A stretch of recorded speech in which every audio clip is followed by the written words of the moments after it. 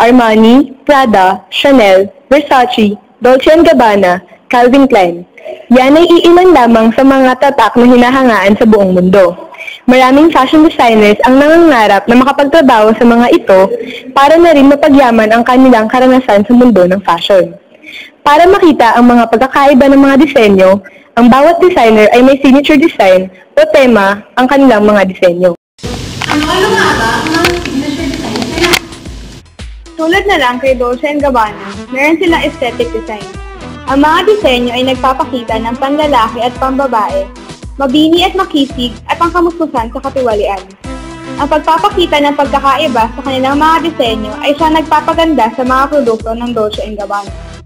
Tayong si Coco Chanel. Siya ang nagpauso ng sportswear for high fashion.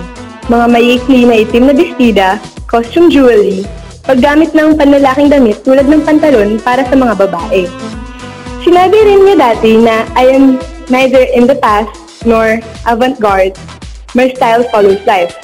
Siguro, sinasabi niya dito na ang mga disenyo niya ay depende na rin sa pagiging praktikal at kung saan magiging komportable ang mga taong magsusuot ng kanyang mga disenyo. Pag sinasabing pinihawaan, naalala ko naman si Giorgio Armani. Ang kanyang mga disenyo ay kinakatuwaan ng kanyang mga kliyente dahil na rin sa pagiging komportable ng kanyang mga damit at pagiging androgynous o unisex at pagiging matikas ng kanyang mga disenyo. Kay Donna Karan naman nauso ang mga wrap skirts at corseted evening wear na nagiging sanhi naman ang pagkakaroon ng tinatawag na body consciousness. Siyempre, hindi ka naman pwedeng magsuot ng masisikip na damit kung hindi maganda ang korte ng katawan mo.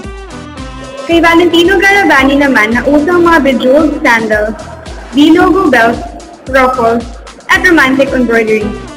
Pansin na pansin rin sa mga disenyo niya ang paggamit niya na matitingkad na kulay ng pula.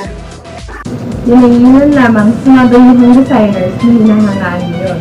Meron din bang mga sikat na Filipino designers? Oo naman! Sila Rahul Laurel, Rene Salud at Monique Luwilier. Karamihan sa mga dinidisenyo nila ay mga gowns at mga pangkasal na damit. Marami palang designers ang naka-influensya sa ating moda ngayon. Is this where you should be? Rebecca's pretty unique. She's vivacious, inspiring, funny. She's hard to ignore. Where is it? Where is that credit card?